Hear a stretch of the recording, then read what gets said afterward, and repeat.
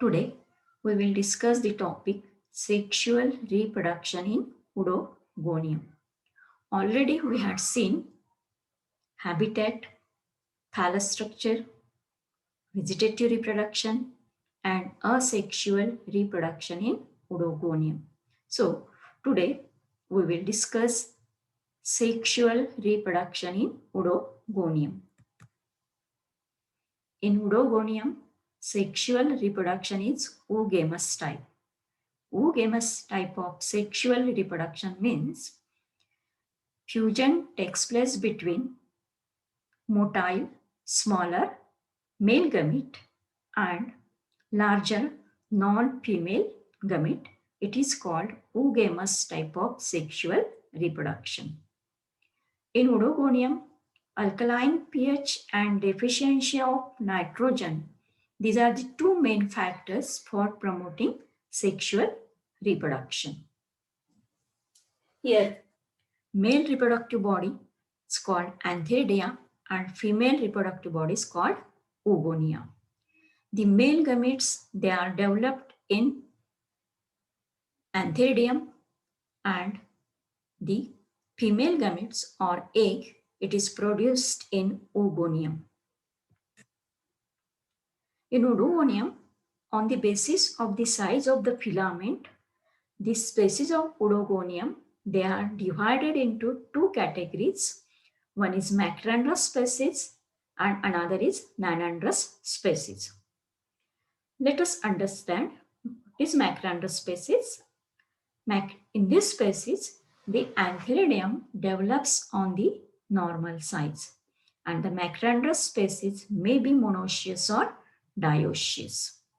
Monoecious and dioecious species means here in Macrandrus monoecious species, both the sex organs, antheridium and oogonium, develops on the same filament, and in dioecious species, the male reproductive organ, antheridium, occurs on one filament and the female reproductive organ, oogonium, occurs on separate filament. It is called dioecious species. Now, next species is the Nanandrous species. In Nanandrous species, antheridia develop on very small filament and it is called as dog meal or Nanandria.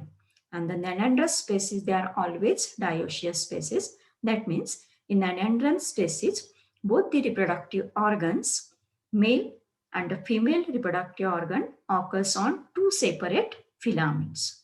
So these are the two species, and these two species, they are on the basis of the size of the filament. These two species are categorized Macrandrous and Nanandrous species. Now we will discuss here first sexual reproduction in Macrandrous species. In Oogonium, the sexual reproduction in Macrandrous species and Nanandrous species is separate. So first we will discuss here sexual reproduction in Macrandrous species. How is the development of antheridia? That means male reproductive organ. In Macrandrous species, development of antheridia and oogonia is similar in both monoecious and dioecious species. Here, antheridia formed in either terminal or intercalary cell of filament. How is the development of antheridia? Here, any vegetative cell having cap cell may act as antheridial mother cell. Here, in Macrandrous species, any vegetative cell having cap cell functions as antheridial mother cell. Now this antheridial mother cell divides transversely into upper smaller antheridial cell and a lower larger cell. Here first we can see here this is the development of antheridium. This is the development of antheridium. These are the diagrams of development of antheridium. Here this is the vegetative filament vegetative filament, and this vegetative filament, the nucleus of this vegetative filament divides transversely and to form two cells, upper cell and the lower cell. The upper cell again divides repeatedly and to form a chain of flat compartment like cells, and this flat compartment like cells is called as the antheridium. Here this is vegetative filament, and in this vegetative filament there is a single nucleus is present, and this single nucleus divides repeatedly and to form a small flat compartment like cells, and this flat compartment like cells is called as the antheridium. Now each antheridium consisting of single nucleus, and this single nucleus divides mitotically and to form two nuclei. That means each antheridium contains two nuclei. Then what happens here? This is the nucleus, two nuclei formed, and these two nuclei then surrounds protoplasmic content, and this nuclei then metamorphoses into a single antherozoid. Means each antheridium consisting of two antherozoids. How here these are the two nuclei, and these two nuclei surrounds the protoplasmic content, and this when this nuclei surrounds protoplasmic content, each nucleus then metamorphoses into a single antherozoid. That means each antheridium contains two antherozoids. Now here, after the formation of these antherozoids, the wall of this antheridium ruptured. The wall of the antheridium ruptured, and the antherozoids, they are liberate out in a vesicle. They are liberate out in a vesicle, and later this is the vesicle. Here this is antherozoid and this is vesicle.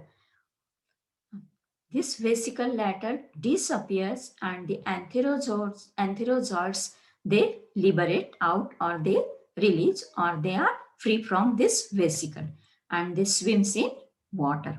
These antherozoids swims in water. Now what is the structure of this antherozoid? This is antherozoid, or this antherozoid, it is also known as spermatozoid or male gamete. This each antherozoid is a Antherozoid is a pear-shaped body. It is uninucleate, unicellular, and multiflagellate structure. These are the flagella. Yeah. What is the structure of this antherozoid?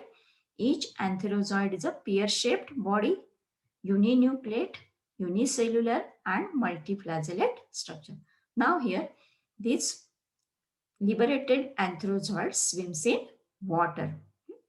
This is the development of antheridium.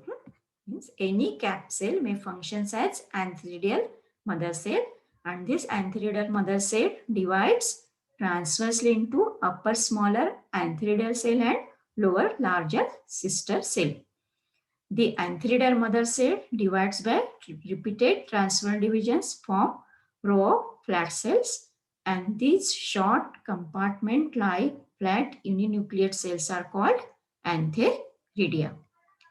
Now, the nucleus of each antheridium divides by mitotic division and form two nuclei.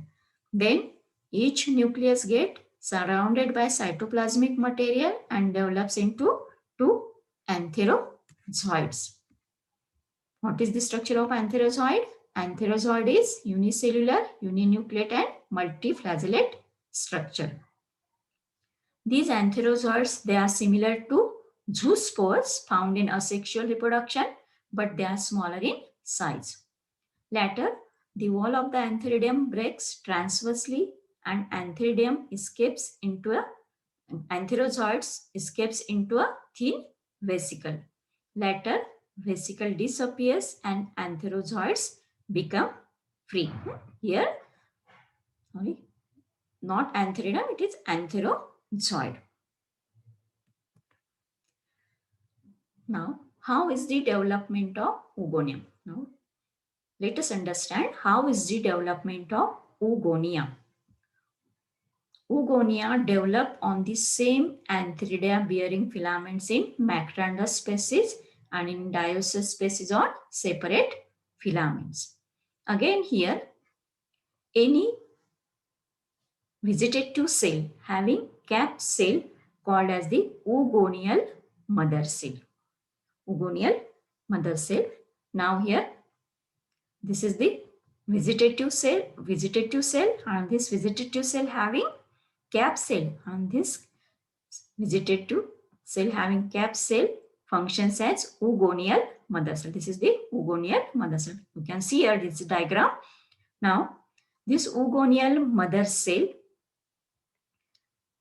the nucleus of this oogonial mother cell divides transversely and to form two cells, the upper cell and the lower cell.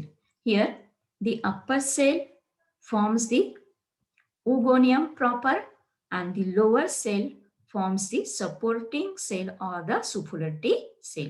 What happens here? Again, the nucleus of this oogonial mother cell divides transversely into two cells, the upper cell and the lower cell. The upper cell forms the oogonium proper, and the lower cell forms the supulatory cell. Here, this is the supulatory cell, or it is also known as the supporting cell. This is the oogonium, and this is supporting cell. Now, when this oogonium matures, this oogonium is a spherical body. What shape? What is the shape of this oogonium? It is a spherical in shape, and when this oogonium matures, here on one side of this oogonium forms a hyaline colorless area, and this colorless area is called as the receptive spot. This hyaline colorless area is called as the receptive spot, and on one side there is a slit or pore. This is the pore.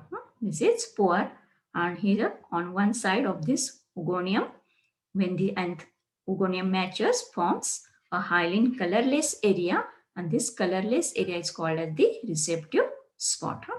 Now, the content of this oogonium develops into the egg cell.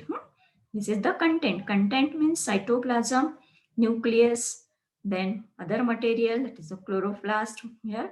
This is the content of the oogonium, and when the oogonium matures, the content of this oogonium develops into the egg cell, or it is also called as the female gamete. The female gamete or the egg cell. This is the development of the oogonium in Macrandus species. Here, any growing cap cell called as the oogonial mother cell. Matter, this oogonial mother cell divides transversely into two daughter cells. Upper cell develops into oogonium proper, and lower cell develops into supporting cell or the Sophuleti cell. Oogonium proper enlarges and becomes spherical, ellipsoidal or oval structure, and it is uninucleate and comparatively larger than adjacent cells. What happens here? Protoplast of oogonium changes into single female gamete called as the egg, and this egg is non-motile structure. When oogonium matures, a small pore or transverse slit develops in oogonial wall near the anterior end of oogonium. And just opposite this pore, present a well-developed colorless small patch in the egg is called as the receptive spot. Now, let us understand sexual reproduction in Nanandrous species. Here, the antheridia develop by the germination of androspore. Here, one thing here in Nanandrous species, antheridia developed by the germination of androspore. First, let us discuss here how is the development of androspore. Nanandrous species are dioecious. Dioecious means here in Nanandrous species, male sex organ present on one filament and female sex organ present on another filament. Here in Nanandrous species, oogonia develop on normal size of filaments, but the Antheridia develop on the special small filaments called as the dwarf males or the Nanandrous. And here, this dwarf male or Antheridia is produced by the germination of androspore. And these androspores, they are produced in special type of cell called as the androsporangia. Now let us see here the diagrams. We can see here the diagram of the development of androspore. How is the development of androspore? Here the development of androspore is similar to that of the development of Antheridium in Macrandrous species. Here the androspore developed by the androspore mother cell. That is the androsporangia. Here, the nucleus of this androspore mother cell divides mitotically and to form filament that bears both androspore and gynandrospores, and filament bearing only androsporangium but no oogonia are called idioandrospores. Androsporangia develop like the Antheridia of Macrandrous species. Androsporangia develop by transverse division of ordinary cells. Androsporangium is a flat cell and its protoplasm metamorphoses into single androspore. Now here, this is the androsporangia. Here, the single nucleus of this androsporangia metamorphoses into a single androspore. This is androspore. See here, this is the androspore. This androspore, now here, after the formation of this androspore, the androspore liberates out the wall of this androsporangium, again ruptures, and these androspores liberate out in a vesicle. This is the vesicle and this is androspore. Later, this vesicle disappears and these androspores liberate out or release or free from this vesicle. So this androspore also, this is the androspore, and this androspore is also unicellular, uninucleate, multiflagellate structure. And they are smaller than zoospores and larger than antherozoids. On liberation of this androspore, it settles on oogonial filaments by its anterior end. When these androspores liberate out, they settles on oogonial filaments by its anterior end. And here, these androspores germinate. At the time of germination, what happens here? At the time of germination,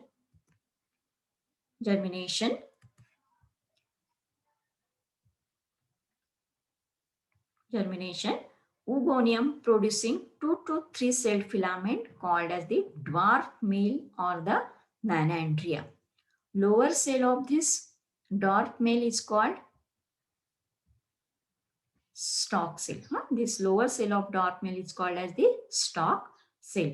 Now here, single nucleus of each antheridium divides mitotically and forms 2 nuclei.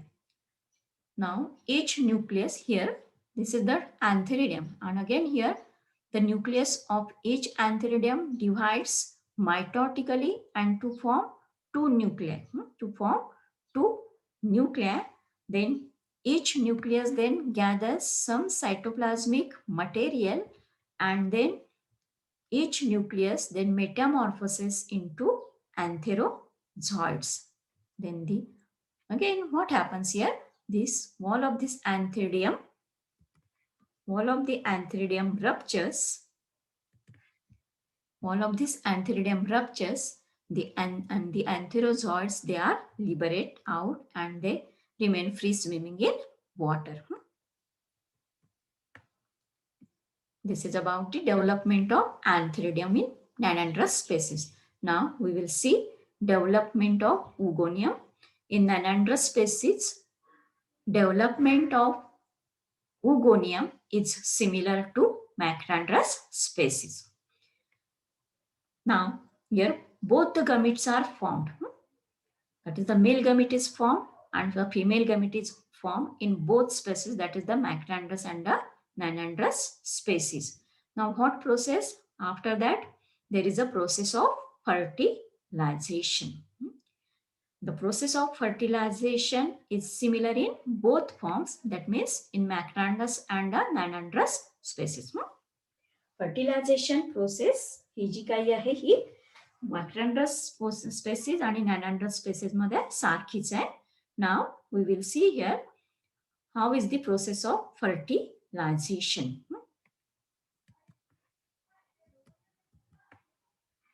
Fertilization here.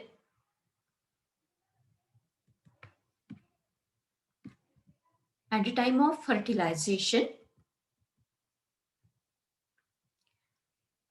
fertilization, these are the liberated antherozoids. These are the, here the antherozoids liberate out and in both species and they swims in water. So at the time of fertilization, antherozoids enters into oogonium at receptive spot. And these antherozoids attach chemotactically towards the mature oogonium.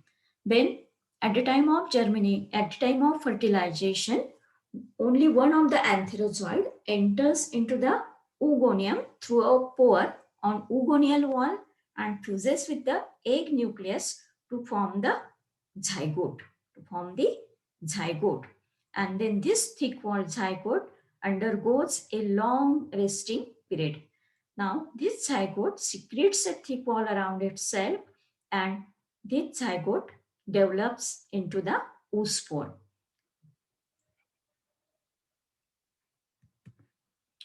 How is the process of germination of zygote? After the formation of zygote, the zygote undergoes a long resting period. And after the long resting period, whenever the conditions are favorable, the zygote germinates. So, how is the process of germination of zygote? The zygote, the nucleus, the diploid nucleus of the zygote divides meiotically and form 4 haploid nuclei.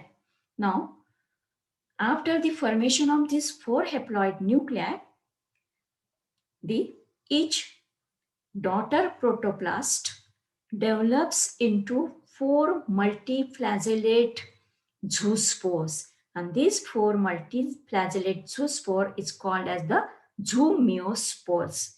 And then the wall of the zygote ruptures and all the zoomeospores, they are liberated in a mucilaginous vesicle.